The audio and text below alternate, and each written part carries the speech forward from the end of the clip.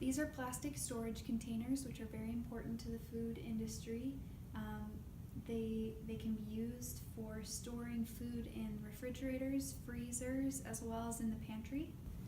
Sizes range from 2 quarts all the way up to 22 quarts and beyond to larger sizes. Average prices range from $6.99 to $26.99. Our brand that we use is Cambro. Lids, which are highly important for minimizing cross-contamination, can be purchased separately. How to choose an appropriate container when using them for storage is important. Things you need to consider is the type of storage conditions, the food to be stored, size of storage container, and the size of the storage area, as well as the overall space left in the storage area. It's important when storing items in the containers that you store like items, such as vegetables with vegetables and fruit with fruit, as well as meat with meats and cheeses with cheeses. It's important when storing the food in the containers in the fridge that you put vegetables and fruits on top and meats and cheeses towards the bottom, because this prevents cross-contamination.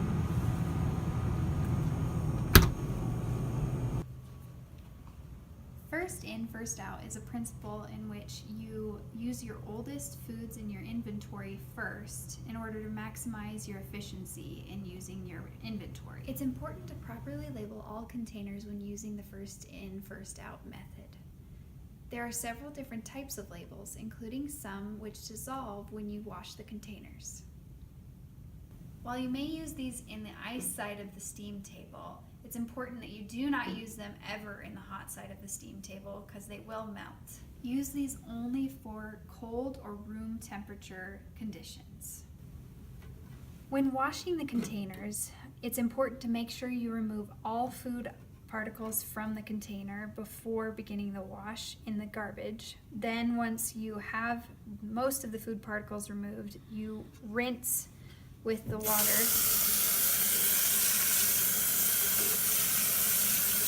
to get most of it off, to the point where there's nothing too stuck on there. Then what you need to do is you need to plug the sink and add some dish soap with hot water, and then you let the sink fill up.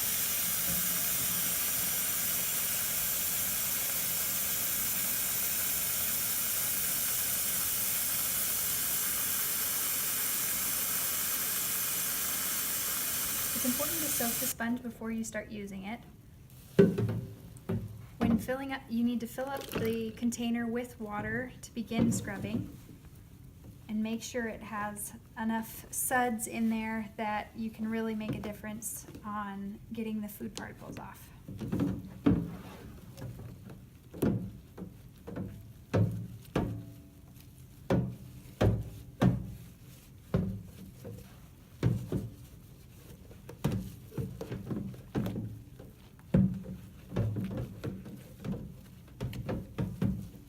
It's important to clean both the inside and the outside. Even if the outside hasn't necessarily touched food particles, it's been near possible cross-contaminants. So you need to make sure every surface of the containers are cleaned, especially when they're big containers that may be more difficult to clean. It's important to not take shortcuts.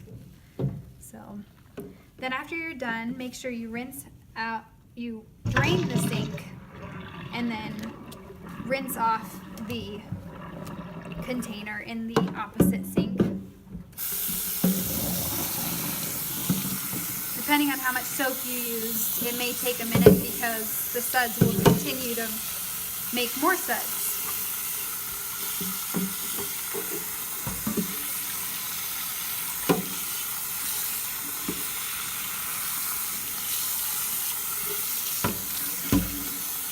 It's important to always rinse because you don't want your food to have any possible contaminants, and it's just not fun to have a soapy flavor on your food. If you were in an industrial kitchen, that you sanitize this in a sanitation or sterilization sink You need to make sure it's submerged completely or covered completely with water for 10 seconds at least.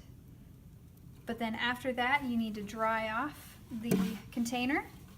It's important to make sure everything's dry, because if you put any of the containers together wet, there is the danger of possibly mold growing or other contaminants getting onto the surface of the container, and then all your cleaning will have been for naught.